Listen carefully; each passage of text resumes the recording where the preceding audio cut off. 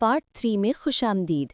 अब हम बनाने जा रहे हैं केले का फेस स्क्रब, जो जिल्द की डलनेस, डेड स्किन और खुरदरापन फौरन ख़त्म कर देता है।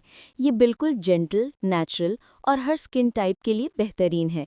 इसे बनाने के लिए आपको 3 चीज़ें चाहिए: आधा केला मैश किया हुआ, 1 चम्मच चावल का आटा और 1 चम्मच शहद।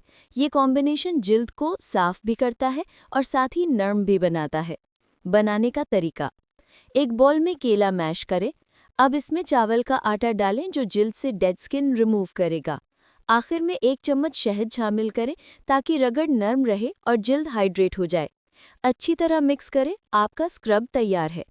इस्तेमाल करने का तरीका: अब ये स्क्रब चेहरे पर लगाएं और उंगलियों की मदद से हल्के हाथों से 1 से 2 मिनट मसाज करें, खुसूसन नाक, चिन और गालों पर जहां डेड स्किन ज़्यादा होती है।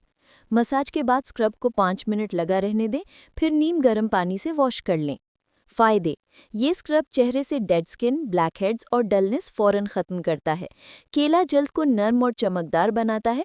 चावल का आटा स्किन टोन को साफ करता है, जबकि शहद जिल्द को मॉइस्चराइज और ग्लो देता है। सिर्फ एक बार इस्तेमाल से चेहरा साफ, हल्का और ग्लोइंग नज़र आता है। तो ये था पार्ट 3, केला फेस स्क्रब।